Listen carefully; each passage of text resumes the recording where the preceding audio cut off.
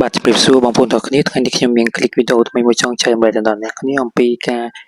កំណត់មុខងារមួយនៅលើកម្មវិធី Facebook ដើម្បីនៅពេលដែលគេផុសជាភាសាអង់គ្លេសបែបនេះឧទាហរណ៍ដូចជាគេផុសបែបនេះយើងអាចទៅមើលជាភាសាខ្មែរបានអញ្ចឹងកុំឲ្យខាតពេលវេលាអ្នកគ្នាចូលទៅកំណត់មុខងារទាំងអស់គ្នាជាមួយខ្ញុំបាទជាដំបូងគឺនៅពេលដែលអ្នកគ្នាចូលនៅក្នុងកម្មវិធី Facebook អ្នកគ្នា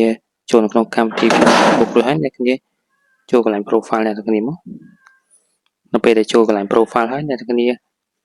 ចូលកន្លែង profile រួចហើយអ្នកគ្នាចូលកន្លែងសញ្ញាកងចាក់នេះមក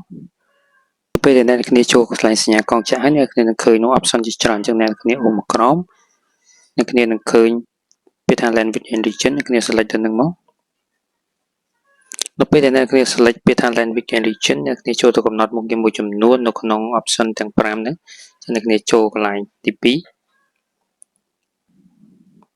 បាទនៅពេលដែលចូល option ទី2វានឹងចេញជាភាសាអង់គ្លេសហើយតិចខៀវបែបនេះអញ្ចឹងអ្នកគ្នាអូរកភាសាខ្មែរ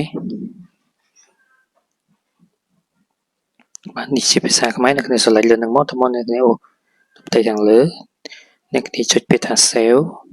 ឬរក្សាទុកអញ្ចឹងអ្នកគ្នាត្រឡប់ក្រោយកន្លែងសតទុយនេះវាចេញជាខ្មែរទៅមកជំរឿស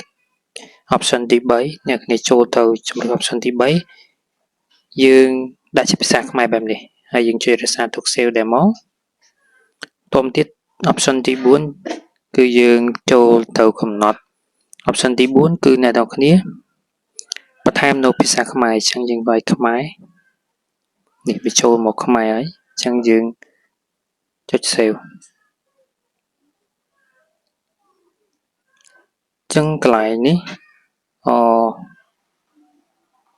យើងនឹងត្រឡប់ទៅក្រោយហើយយើងមើលជាមួយនឹង page ដែលបានផុសហ្នឹងថាវានេះអត់ចឹងវាបកប្រែជាភាសាខ្មែរអត់ចឹងយើងអូស Facebook ចោលយើងចូលទៅក្នុងហ្នឹងយើងចូលទៅមើល page តែគេផុសហ្នឹងតើវាចេញជាភាសាខ្មែរហើយយើងមើលដែរទេនេះយើងក្លែកមកមើលគឺដាក់ C translate នៅក្នុងចុចលើនឹងមកនេះភាសាខ្មែរអញ្ចឹងងាយសម្រាប់បងប្អូនដែលចង់កំណត់ហើយជាចុងក្រោយខ្ញុំបាទមានប៉ុណ្ណឹងបើសិនជាបងប្អូនមានចម្ងល់អាច comment នៅក្នុងវីដេអូរបស់ខ្ញុំបាទបានអរគុណច្រើន